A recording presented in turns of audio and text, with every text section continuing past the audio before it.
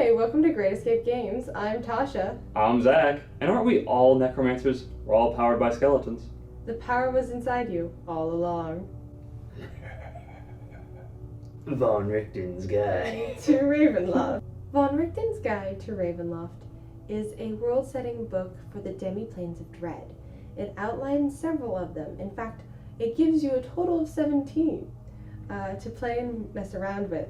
The book also outlines how to make your own demi-planes of dread and how horror works within the setting of D&D and how to add those elements into your game. Not only does this book break down the different genres of horror, it also teaches you how to build and maintain your own demi-plane of dread, tailoring it to your characters instead of just the ones from the book. With fresh new faces, with NPCs and monsters alike, who's to trust? As a new adventure, the House of Lament is also put into the book. This book features new lineages, which function similar to races, except that there's something you can turn into. Such as the Damphir being either half vampire or some other sort of hostile takeover that you need to sustain yourself on the lifeblood of other beings around you. You can also become the Hexblood, either by making a deal with a hag or maybe being the child of one, discovering later. You gain your powers through fey nefarious means, and having an impermanent embedded crown to always show this. Then there's the Reborn.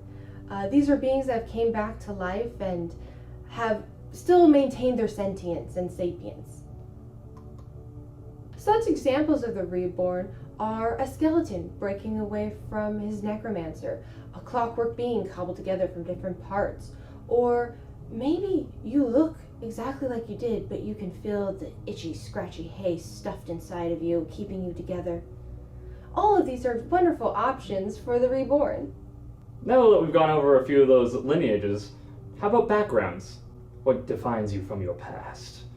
As the Haunted One background, you've seen some very evil things happen, but people are somewhat willing to let you into their home, as being haunted by those things make them understand you better.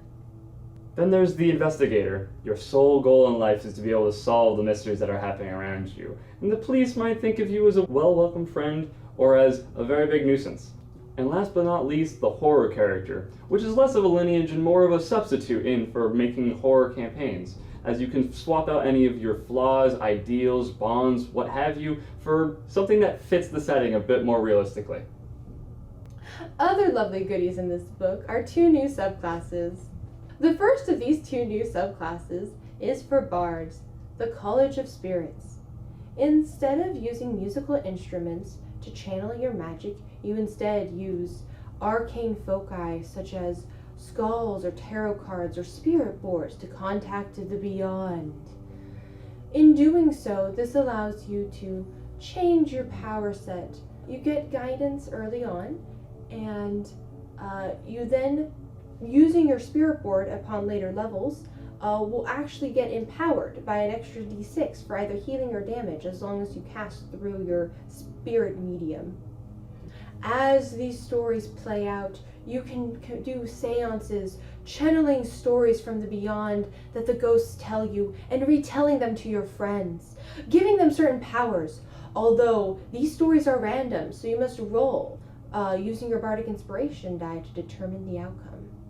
One unique feature about this bardic subclass is you can utilize seances, gathering your friends together to try reaching out to the beyond, and in doing so, getting a free spell, depending on the amount of people you can convince to sit around a circle and talk to ghosts with you.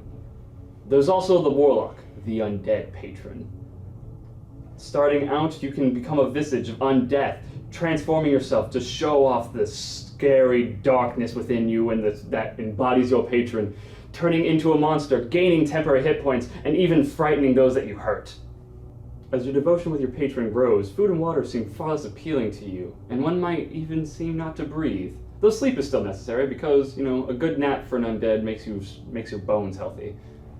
Like many other warlocks, your patron has a calling card, letting you convert any damage done, whether it be a save, a basic attack, a spell, converted to necrotic damage, dealing it, and while you're spoopy, it becomes an extra dice of damage. But when all hope is lost, and you think that death has finally arrived for you. Your patron, though kindred in spirit, may not want you to visit so soon, as when you get reduced to 0 hit points, you can say, "No, I'm not feeling that today." Stay up with 1 and actually deal damage in a large 30-foot area around you, picking and choosing which enemies you do and do not want to hit, and cause necrotic damage to them. So death does not become me, it becomes you.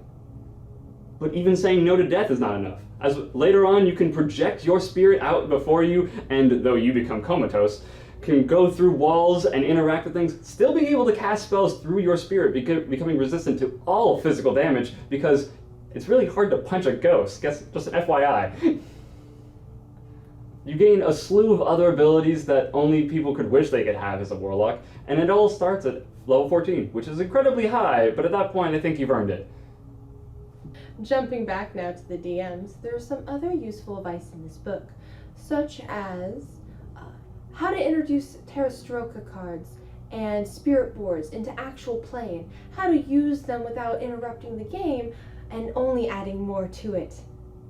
They also will break down how to run a scary game, how to set appropriate background music, how to make sure you don't cross certain boundaries, and how to just make it fun and enjoyable and keeping that theme without letting things go too goofy, but knowing when they should be goofy to let out that tension. And now for my favorite part, the dark bargains. You may have nefarious creatures or monsters within your world that actually want to deal with your characters. These dealings are outlined under the Dark Bargains and Gifts section, giving you a list of deals and pre-made, essentially, contracts that will grant your characters boons, but also restraints and restrictions and things they need to accomplish for their now found semi-patron. Final review! There are a lot of good things about Van Richten's Guide to Ravenloft, whether it's about the anthology of worlds and even being able to create them, new player guides, and great tools of advice and reference for DMs for 5th edition to make it scarier but not quite Call of Cthulhu. There are a few cons of where it's just too scary. Van Richten's has a lot of ideas in it, having new stuff for DMs and players alike, giving them the control that they want in a somewhat more spooky tone, as well as the anthology of worlds for all the death domains that could be horribly scary, monsters running around, and even being ruled by an undead tyrant. But that's just it. There are a few cons, and most of them are they don't really do anything other than just being a bit of a scary story. And it's not particularly plug and play, it's more of a resource book, which isn't necessarily a bad thing, but as what comes in it, I was hoping for a little bit more. Though this book is not plug and play, it is wonderful for DMs and players looking for a darker tone.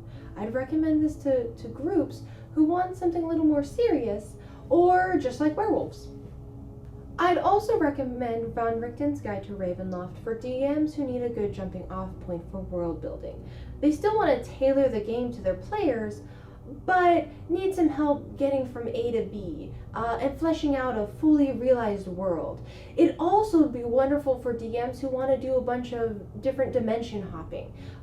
Considering that all the demiplanes are somewhat connected together through the mist, you can jump around to all these different worlds and still jump genres while doing so.